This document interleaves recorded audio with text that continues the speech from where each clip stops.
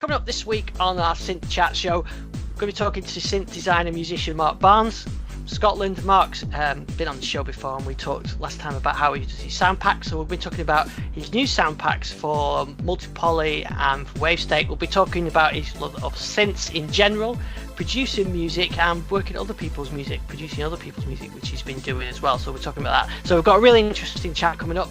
So let's get straight to Marc. Marc, welcome back to the show. It's great to be back, Ian. How are you? Yeah, great. It's good to see you. Very warm here in northern England. It's even warm today. It's actually boiling up in Scotland. Not so much today, but see, 2 days ago, I went to Glasgow to see Nile Rodgers and Chic, and it was 30 degrees in Glasgow. Believe it or not, 30 degrees. And we're not geared up for that, are we? No, just like in this country can't handle it. No, it has been really warm. And in my little studio here where I'm working, it gets quite warm, so yeah, it's warm here today. Same here. This room gets extremely hot with all the gear turned on and stuff like that. Just boils. Yeah, exactly. Yeah, my TX7 here. I just put my hand on it before. Oh, it's hot. So everything's hot. The universal audio interface, that gets quite hot normally. Yeah. It's not too bad. So I thought what we'd do today is just catch up with you. It's been a while since we had you on the show, and to talk about your sound packs you've been working on, but also some other stuff that you've been working on, so your current rig and some of your synth stuff. So absolutely. Yeah, welcome back to the show. It's a nice view of the synths there. I think you changed the camera angle since we spoke last time. Yeah, I just turned that a bit more to the side so you could see more of the synths. Yeah, and actually, it makes you realise how big that Hydrosynth is actually when you see it compared to the other synths there. Yeah, it's enormous, that Hydrosynth Deluxe. It's a big, heavy beast, and it takes up so much space. So yeah. It does. It's a huge machine, the Hydrosynth. So I wanted to first catch up because I know you've been working on a few sound packs lately. So just tell us about some of those. So at the turn of the year, I got my hands on Multi-Native, and I started a sound pack for it while I was beta testing it. And I've since done volume 2 as well. I love Multi-Poly, fantastic synth. And then recently I've completed actually my 13th volume for Wavestate. Wow. And it was released a few weeks ago. Always good with sound design. I'm taking a little break from sound design just now because I want to actually work on some music and actually producing some music, and I'll probably pick up Multi-Poly again come the turn of the year and do a volume 3 because it's very, very nice and it seems very popular as well, Multi-Poly. Yeah, so we'll talk about that. So Multi-Poly, I sort of have mine here. That's my main sort of go-to device at the moment. So how do you find programming that? Because it's quite different, isn't it, to the mod wave? At first you think it's the same, but it's not, is it? No, it's quite different. Bear in mind, I don't have a hardware Multi-Poly, so I'm doing it all through the computer and the software.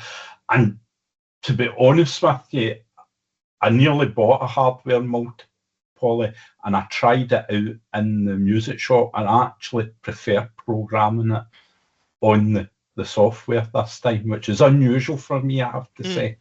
But I don't know if it was just because I had the software first, and now I'm used to the software. Yeah. But when I went programming it in the music shop, I felt there's quite a lot of shift functions and a lot of knobs that do more than one thing, and you have to keep switching it, and I found it a bit sort of tricky to get the muscle memory going on it, whereas on the software it's like all laid out in the screen. You can see exactly what's doing everything. So I actually really enjoyed programming it on the computer because you can see exactly what all 4 oscillators are doing and what your 2 filters are doing. Whereas when you're stuck in the hardware with the small screen, it can be quite tricky to know exactly what's doing what.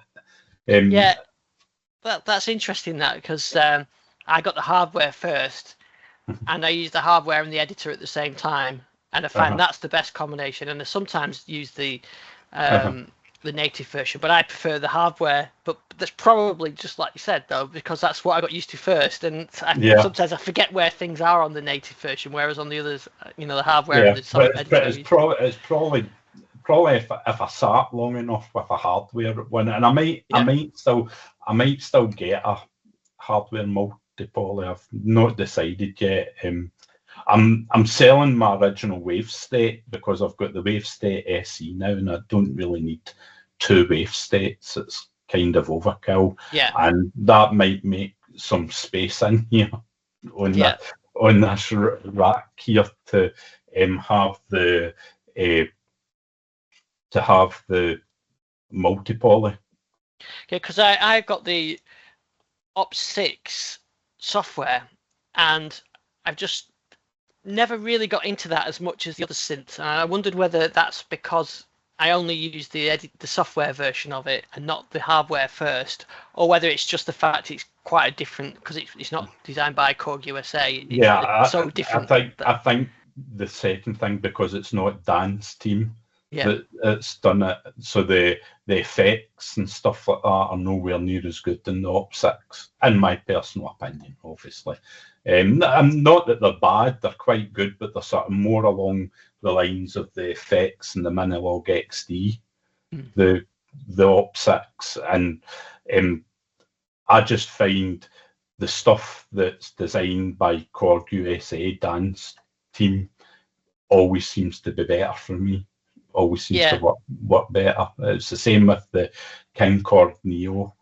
Can't really take to that at all. And then, to be fair, Jamie Morden's done a beautiful sound set for that King Korg Neo. It sounds absolutely terrific, but I just don't fancy it.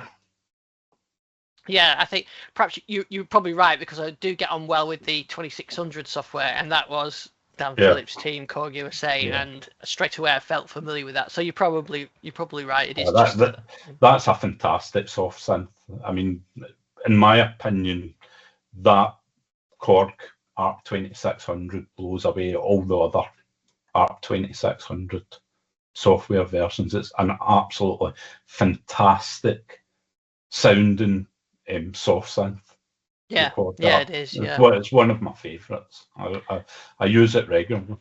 Yeah, it is. It's very easy to find a nice sound that fits in with everything else. And the thing is, with it, for a software synth, it just sounds so analog, especially when you route the cables to that preamp and you drive it, and it just sounds so beefy and analog.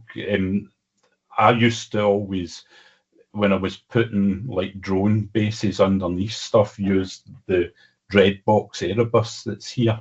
I've got a preset I've made up on the 2600 software, and I just pop that in now, and it saves me from having to record audio and stuff like that. Just pop it in the DAW and it's there. It's a really nice synth, and I think you almost wish they'd produce a little box with it, don't you? But then I suppose they've already got all that, so they've got the actual analog one, so it's a different market. Well, the thing about it, which is the advantage over the box, is if you've got the box, you have to patch it all up again when you want to do something new. Whereas once you get something that sounds really good, you can save it and it's there forever and recall it at any time. So as much as we all romance about having beautiful sort of modular gear and stuff like that, it's not really practical for actually producing music and stuff like that. It's alright if you're writing music to experiment, then great, yes, have your modular rig. But if I'm putting together a track for someone, I want to be able to say, I want to call that preset and stick it in this track, and I want that to happen within 10 seconds. And I don't want to have to sit and pull all the patch cables out and start adjusting it and trying to get the patch back. That's just not going to suit the workflow. Yeah, and that's one of the nice things about the multi-poly is it's effectively a modular, because you can route anything to anywhere, and it's got multiple filters and multiple oscillators. But like you say, you don't have to patch everything through. You save it. Yeah, you save it. And multi-poly, I like multi-poly a lot. In fact, I was working on a track today, and I've got multi-poly all over it. Yeah, it has got a nice. It always sounds nice to the mix. I was recently doing I did a video about the Yamaha TX7. Mm-hmm. So I thought I'd record a track just with the TX7, which I did, but because of the multi-polys here, it just felt like it was lacking something. And as soon as I went over to the multi-poly, I added some nice warm analog sound, and straight away I thought that's what I want. But I was not allowing myself to use it. But straight away you can hear how it lifted the track up just adding that multi-poly. It does, yeah. And the thing is, it's got the capabilities. You can make it sound a lot of different ways. I mean, I've done quite a lot of Access Virus inspired presets for the multi-poly, and it does a grand job of that whole trance stuff and that as well. You don't necessarily need to have a rolling JP-8000 kicking about. It does a great job of all these kind of things, as well as does Moog sounds and things like that. Fantastic. So I'm delighted to be using multi-poly. Still a place for Wavestate though. Yeah. Absolutely. It's not the Wavestate killer, because Wavestate's a different thing altogether. But very, very impressed with it. Yeah, and the way, like you said, the Wavestate's something different, isn't it? And I like when you start programming it, you can come up with interesting musical ideas pretty quickly on the Wavestate. The multi-poly, you create sound textures that you can use in a musical way, but you actually start the music almost with the Wavestate when you start on wave sequencing. No, it's definitely good. So, I mean, that's been my sort of journey so far this year with the sound design. I don't really have much plans for anything else. I'll probably do Volume 3 multi-poly come January or something like that. I'll make a start on that. Not really get my eye in anything else new either. It's I'm at a sort of stage where I'm sort of quite happy with what I've got just now. I feel I've got too much as it is. Yeah. There's always that feeling, isn't there? And you do wonder, the companies like Korg and others, they've got to, they carry on bringing out new synths, but you kind of think, well, what can they do next? Yeah. Well, to be fair, I did suggest a long time ago to Dan that they should do reimagine the Prophecy in Z1 and this format. The only thing is, as well, I don't like having loads of keyboards that look exactly the same as well. That's how I sold my Op6, because I at that time I had the Wavestate, the Op6 and the Mod Wave, and because they were all the same format, I get sick of looking at the three keyboards. I end up selling my Op6. So but maybe that would be an idea. I would quite like. I had a Prophecy back in the day that I didn't program at that time, but I used it for gigs and live playing. I connected my keytar to it. Right, and it's good for that. And it had some absolutely phenomenal sounds, the Prophecy at the time. So that would maybe be quite nice if they could reimagine that era and bring it up to date with all the modern effects and stuff like that. Yeah, I always thought physical modelling, when it came out, like the Yamaha VL1 and all Yeah. that would be the next big thing. And I think probably the manufacturers did, but it didn't quite work out like It that. didn't quite. It's never actually fully took off. The physical modelling. I've got a VL-70 up here. You'll not be able to see it probably, but it's sitting up here, and that came from my dad's. My dad had a wind controller because he got the VL-70 to play the wind controller through. But I've still got the module. To be honest, it's not working great, but I can still get a sound out of it. Yeah, I definitely think the physical modeling will be an interesting technology to bring back and bring up to date with this kind of technology. I just think it's a different sound.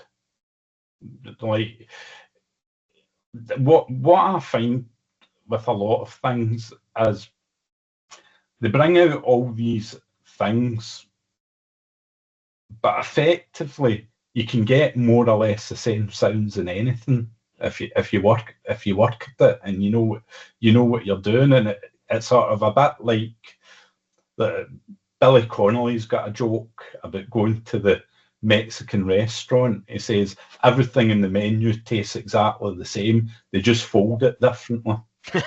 and I feel we're kind of at a stage like that a bit with synths, that it pretty much you can get to the same thing. It's just a different process to get to the same thing. And something like physical modeling, it's a completely different sound and approach to all. So it'd maybe be quite good, but how popular it would be, I don't know. Yeah. Because to be fair, you listen to the chart songs and you're still hearing Oberheim jump sounds and things like that in the current chart music. So how popular it would be, I don't know. Yeah.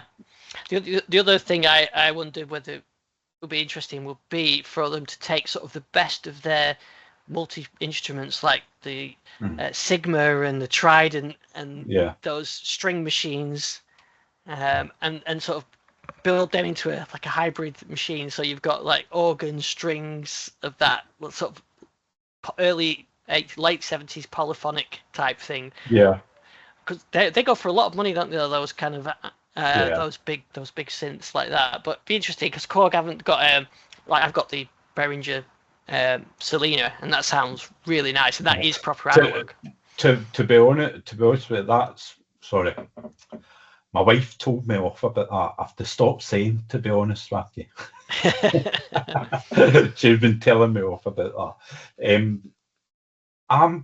I've considered getting that Behringer Solina just because it's just such a nice sound. Yeah. To have, and I've got a lot of things like that. Like I bought the MS5 from Behringer. And purely not because I needed another mono synth, but it had a completely different character from the other mono synths. Yeah, I've got, and that Behringer Solina. See if they'd one with keys on it. Yeah. Because I always find, see like this here, the Pro 800. I always find like that sounds great, but I've got to set up other stuff to use it, so I don't use it as much as I probably should because it's not got keys. Yeah. Whereas if something's got keys on it, I can just grab it and do it. I don't need to turn on any other gear or anything. I can plug headphones in and I can play about on it. But then it's the space issue again. Yeah. So I have the key stage which controls my Wavestate module. So I did a MIDI through to the Solina, so it's just on the desk on the fader, so that I can just fade it up, and you've got those string sounds there, and they sound like nothing else. That's that. I mean, it does one job, which is those strings. Does the Wavestate module have MIDI through? I'm not sure which way round I've got it.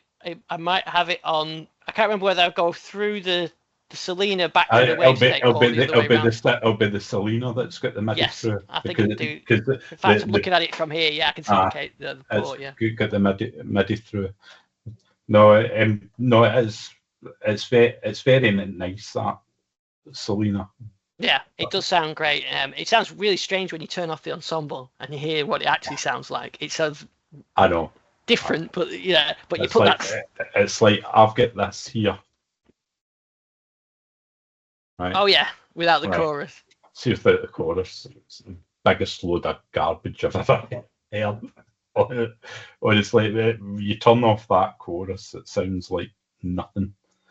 It's fine for like bass sounds and things like that without the chorus on it, but anything else. The other thing about this, and I know they're recreating the original, but see the whole. There's one envelope, so it's the same envelope shape on the filter that's on the amplitude. That just doesn't sit with my sound design at all.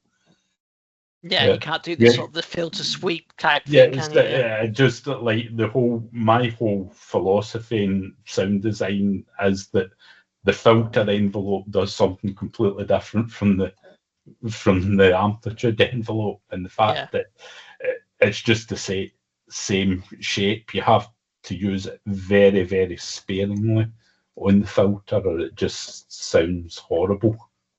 Yeah, I suppose that's why you. At the time, they were a budget, almost like a budget synth, weren't they? Yeah. But the full versions go for a lot of money now. Oh, I know. Although the Juno 106s they're coming down a bit. You see them; they're usually about maybe £1,100-1,200. The Juno 106. You usually see them. I don't know if you've seen, but the one synth that I picked up this year was the DW-8000. Right. Korg DW-8000, and that is a lovely sounding synth because it's got the wavetables, but it's got that nice analog filter with it, so it sounds really nice. I've just realised what synth you're talking about. I'm like DW, and then I'm so, of course, the original wavetable synth. Yeah, exactly. Yeah. It's like, I've heard Tim Shoebridge playing his, and it does sound very, very nice. The DW-8000, but they go fairly reasonable for vintage. Yeah, it wasn't. It's not like your Jupiter 8s. No, definitely not. No, I got one in nice condition, and it sounds really nice. But of course, you can recreate those sounds on the multi-poly and on the mod wave because the wavetables are in there. So how does it compare when you recreate a sound? Pretty close. It's pretty close. Yeah, hear the difference? Is that? I think you probably could. There's a warmth. I know I'm putting you on the spot here. You're supposed to be interviewing me, and I'm putting you on the spot. Yeah, there's like a warmth with the DW that you have to work to recreate on the other synths. That's like patch one I've got on mine is this really warm pad sound. It's straight away. There's something about it. I think it's also the digital delay as well, which gives it that effect. But it's a really nice sounding synth, and it's quite easy to program. And so it's analog, but it's got those digital tables on it, so it's quite nice. And like I said, one of the reasons I picked it up is because it's one of the ones that aren't stupid money at the moment for analog synth. Yeah, I've seen the ones that are usually fairly reasonable, and don't get me wrong, I would never pay £1,200 for a Juno 106, but the Juno 106s you see, they're usually about £1,000, slightly more. And I've seen a few DW-8000s, and they're usually fairly reasonable as well. But like some of the other vintage stuff, I mean, like the 106, but funnily enough, the Juno 6 and the Juno 60, they go for a lot more. Yeah, and the Juno 6 has got no memories on it, has it either? And no MIDI. You have to do a mod on it to get MIDI. Yeah, and that's a nice thing about the DW. It's got full MIDI on there. It's got an arpeggiator. That's really good. I'll need to check out some of your videos playing the DW-8000. Yeah, I need to do a bit more on it. But I did do a video of that and one about DWGS in general. Those because they're those wavetables turn up in the MS-2000, which I've got up there, and they're in mini Korg and micro. I mean, I really like the sound of the saw wave on the DW-8000 wavetables. And whenever I was programming in the mod wave, if I wanted something vintage sounding, I always went for the saw wave on the DW-8000 wavetable. Even if it was something like Vangelis style horns or something I was doing, I found that if I used the DW-8000 wavetable saw, it sounded better than using the other one. Yeah, it's funny that, isn't it? I don't know. Maybe I'm imagining it. But no, you're right. I've done exactly the same. I think it's got a right sort of vintage vibe to it. I don't know exactly what it is, but it doesn't sound as digital, and it sounds really nice. Yeah, and they sound really. If I want to get something sort of digital sounding on any of the multiplayer, those DW-8000 wavetables are sort of where I go to, because you've got that sort of digital character to them, but there's still vintage feel to them. Yeah, no, definitely nice, and it's a definitely waffling again. Definitely a nice piece of kit. So well done there. Yes. Trying yeah, I'm good. I've been doing a lot of sampling recently, so I think I might take some samples of that and see what. Definitely pop it in the Wavestate. So I commented on your post because when I done my volume 9 that used custom samples, Torsten Heinz sent me the raw oscillators from his matrix group, and when I popped them into the Wavestate and done like normal sound design using the raw oscillators from the matrix group, just sounded lovely. Really class sound, and it sounded so much better than using the solve waveforms that come with the Wavestate.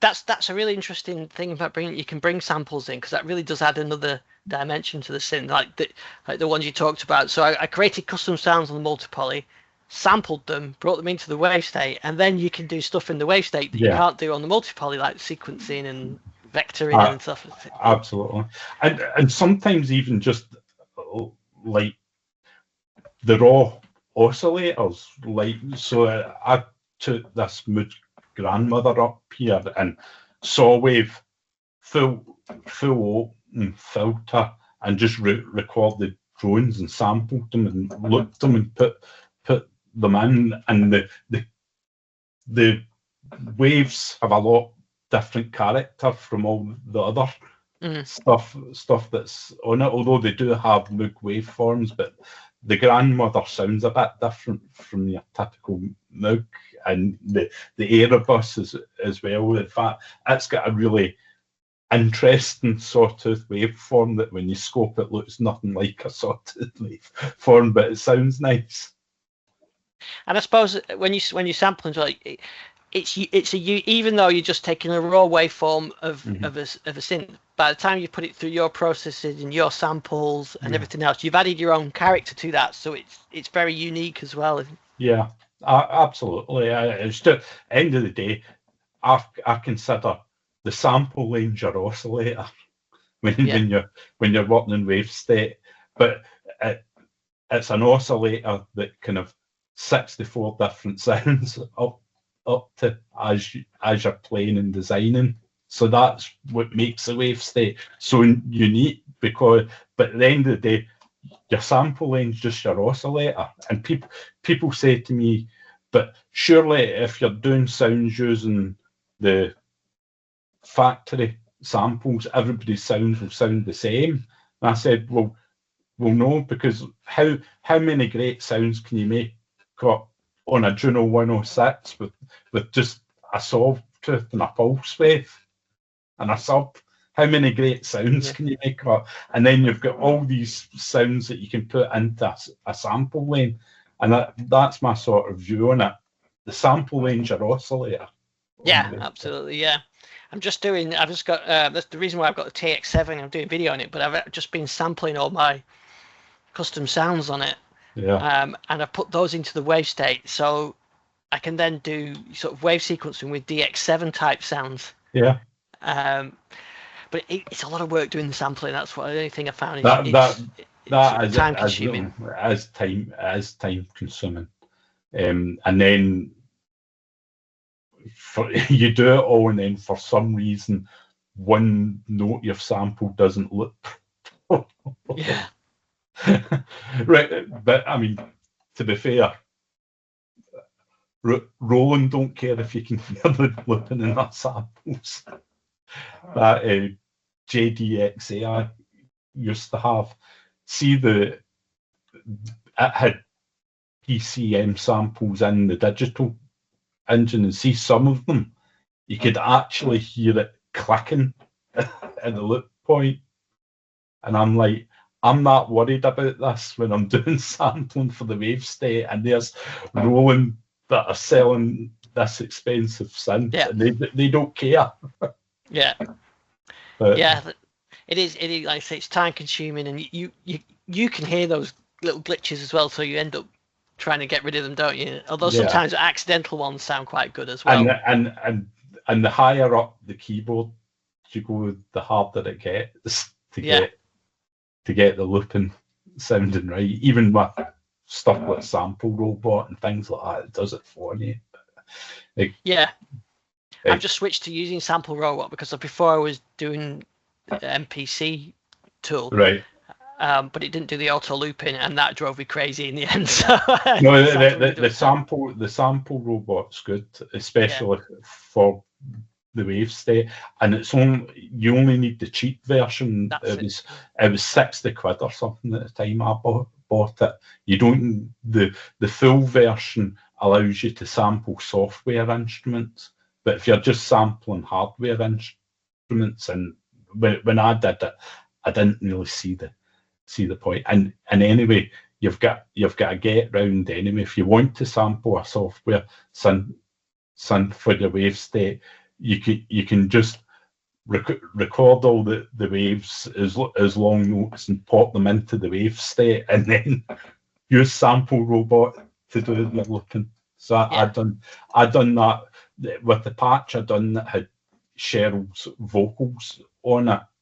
I recorded her singing all the notes, and then I popped them into the sample builder, and loaded them to the Wavestate. But then I resampled them again using SampleRobot to get the looping. Oh, that's a good idea. Yeah. Yeah. So there's a get round it, and that saves you like 140 quid. Yeah. Doing it that way. So it's. I think it's well worth it for those looping, because I was doing the looping manually in Sample Builder, and it was driving me crazy. It's fine. It's fine if it's just a waveform, like a saw wave or something like that. Even at that, it can be quite. But see anything more complex, it's absolute horrendous. I'm like, I can't do this. I said, I'll need to buy some kind of software to do it. But what was great about it was once I'd done it in SampleRobot and saved it, it also loaded these multi-samples I made into the Synclavier regen. And I didn't need to actually do anything. I just load it, and it had all my loop points and everything. Oh, right, yeah, that's good. Because it writes them to the loops to metadata. So if you pop them into any synth that takes samples, usually they all work. Yeah, that's a good idea. It's a nice technique. It's a lot of work, and then you've got to go and import them, create performances, and so it's quite a lot of steps. I mean, just today I did I think I did like 5 TX7, and it took me ages because got one get the sound, get it in, import it, get the sample builder, and yeah. But it does get some nice results. When I done the sampling, I sampled the piano off my Korg JP-8000 rack because I've always loved that piano sound, and I done it all, and it sounded lovely, but I didn't realise that I had the left and right cables the wrong way around. So see how it's got a little bit of panning on it? Yeah. It's the opposite way. It's the opposite way around. But I said, there's no way I'm doing all this again to fix that. Somebody's bothered about it. They can swap the cables around. Yeah. Round. But that's the only thing my Korg JP-8000 patch for Wavestate, when you play up, it pans the opposite way. But I suppose though it depends how you sit. If you're sitting in front of speakers, but if you're sitting behind speakers, so yeah. And I'm forever mixing up my cables on the back of these things when you're moving around. So I know.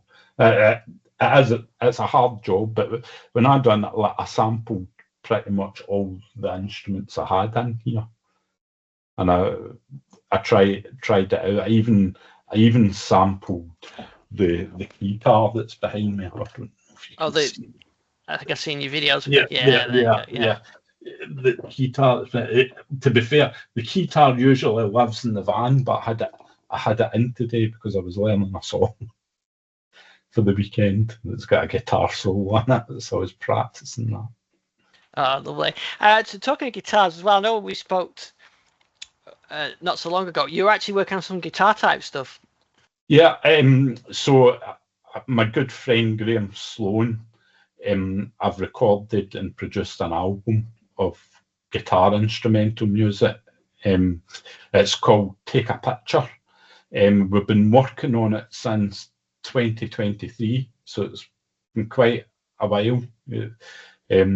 I think it's 10 tracks in total. So Graeme writes all the melodies and solos and stuff on his guitar, and he records it in Logic using like the basic Logic drummer and things like that. And then I take it and I program decent drums for him, and some tracks the bass, some tracks he's got a bass player playing the bass, and then I do all that, add keyboard parts and things, and then I mix it and I master it all for him. So it's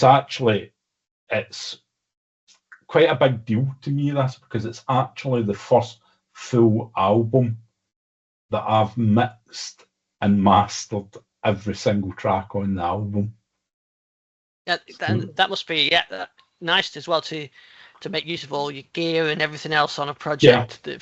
And there was like one track I sent his guitar through my interfaces into my Moog grandmother, and I processed the guitar through the Moog just for something different. And there's a video on my YouTube channel that myself and Graeme talk about some of the things that we thought was quite cool about a few of the tracks and how we got these sounds and things like that. So if anybody that's watching, my channel's Angel Star Scotland. So if you look, but you'll see it straight away because there's a picture of me and my friend Graeme, and we're looking dead like this in the thumbnail. But if you're sort of interested in, because to be fair, that's something I get from a lot of people. A lot of people come and say to me, Mark, I really like the sound of your presets, but how do you use them in an actual track? And I'm like, well, I use my presets when I'm producing music all the time. I say it's how you go about using it. So if anybody's watching, that's maybe a good video to watch. So I do talk about multi-poly in it, mod wave and wave state, within the video, amongst other things, like one track where I've got 3 different piano sounds in it and things like that. So if anybody's sort of interested in that, you can look it up and you can see how we've achieved some of these sounds. I'll include a link in the description Yeah. for that. Is it a different sort of challenge then to producing other people's music than your own? Yes, but I have to say, Graeme is very easy to work with because he's very open to your ideas as a producer, but in the same breath, he's very, very clear. If you're doing something and he's not liking that, he's like, no, I don't like that. Try something else. And there's like no sort of, I'm not sure, and this kind of thing. It's very sort of, he knows what sounds good to him, and when he hears something that he likes, he's like, yeah, that sounds great. And then we get on with it. Whereas other people I've worked with in the past, like you could be spending 3 months working on a snare drum sound. Yeah. Maybe not. That's maybe exaggerating slightly, but 3 to 6 months later, you could be still going back into that track and adjusting the way the snare drum sounds. Yeah, and I suppose when you're working on your own, do you ever? Because I find that 3 months later, I'm going back to my own snare drums. Is it a different? So you have a bit of discipline with yourself to say, right, we're moving on now. I think you've got to be realistic, right? So I'm producing and mixing in a little room in a house in Ayrshire. I've no acoustic treatment in here, although I'm used to the sound. But it's never going to sound as good as something that's done in some fancy studio in the US, or something that the room and everything, that's got real drums that are played and a room designed to play drums in and stuff like that. So what we need to say is, well, is the overall picture good? When you play that track, does it sound good? Right? Because you can always be sort of pernickety and say, well, I actually think the snare drum could have had a bit more reverb on it, or you could say the lead guitar's maybe slightly too loud there, or not enough top end or whatever. But see, as long as the sort of general overall picture sounds good, you need to then leave it and move on, because you never get anything finished. And what was quite interesting, because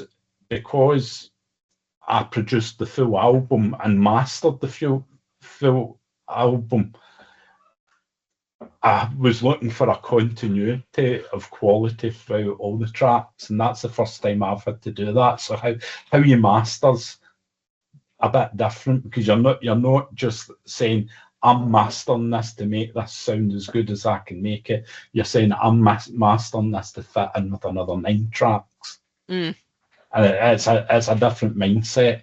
But certainly you can get to the stage that you're just always going back and changing things. So it does take a bit of discipline. And obviously the person you're doing the work for needs to be happy. But if the overall picture sounds good, and when you play it in your car, if it doesn't sound like a huge drop in quality from anybody else's music you're playing, well, that's good enough for me. And there's nothing in the mix that irritates people or whatever, then I'm quite happy. Yeah, well, that's a good philosophy. And so, is that an album that's coming out that will be able to? It's out. It's Graeme Sloan. So that's GRAHAM and SLOAN, and it's called Take a Picture, and it's on Spotify, Apple, and stuff like that. Graeme's a fantastic guitarist, like really, really brilliant player, and he's wrote all these pieces. And what I will say is, well, as a lot of guitar guys, they do similar vein of music all the time.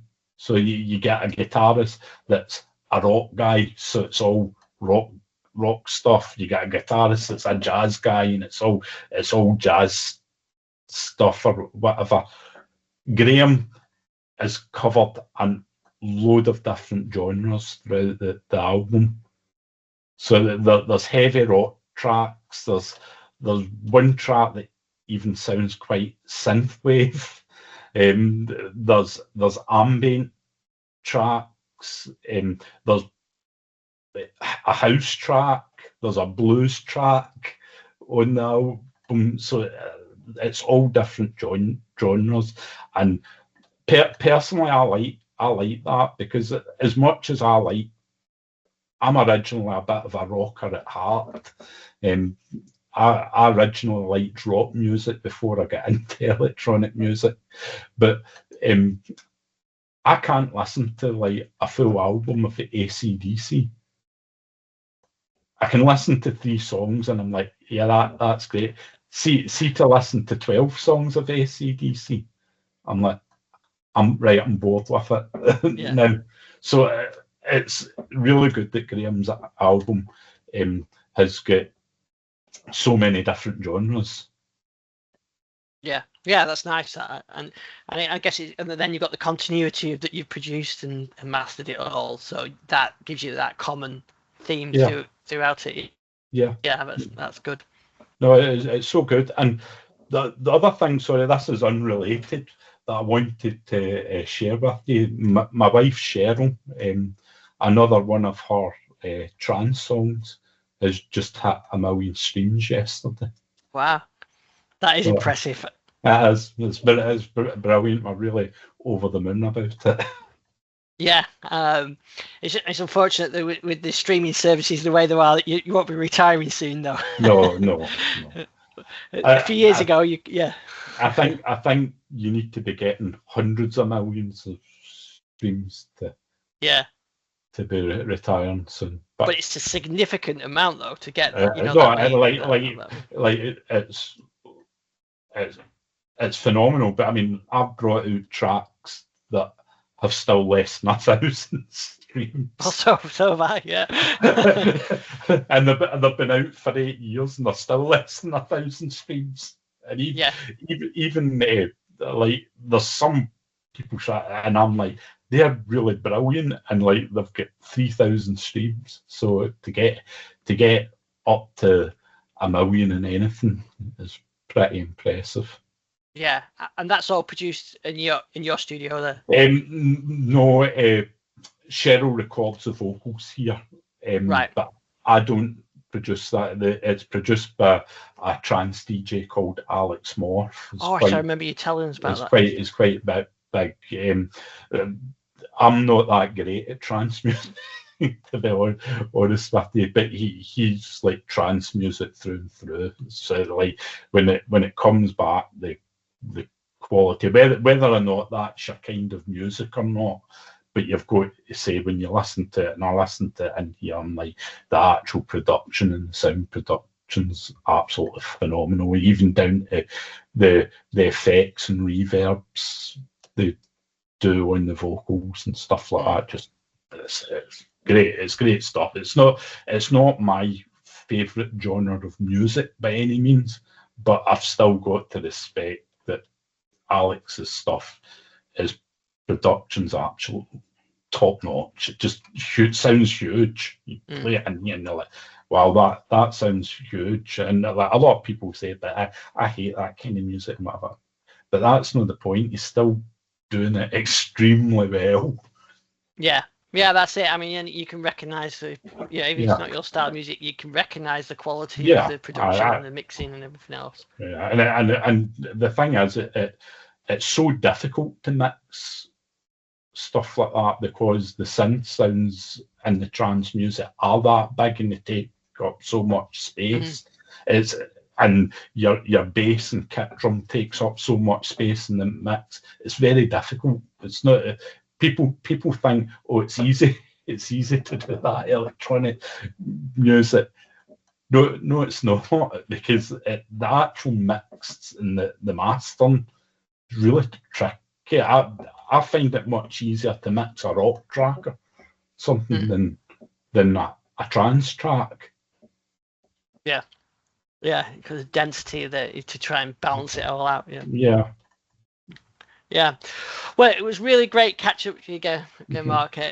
I'm looking forward to seeing what you're working on next. I'll include links to the things we talked about in the YouTube description on the show notes for the podcast as well.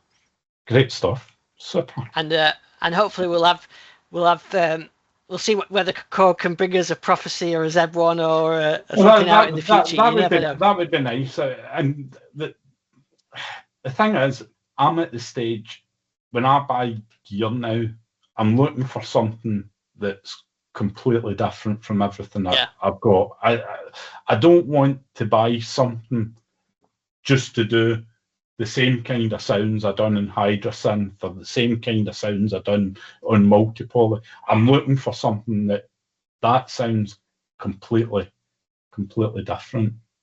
Yeah. When I did hear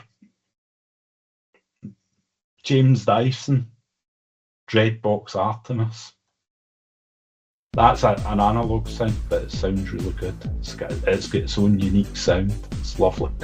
Oh, there you go. It might be something there for you. Yeah, I know, maybe, but not at the moment. Yeah. Well, it was actually brilliant catching up with you, and we'll make sure we do this again before the end of the year. Great stuff. Great talk to you. Great. Thanks, Mark. Cheers, buddy.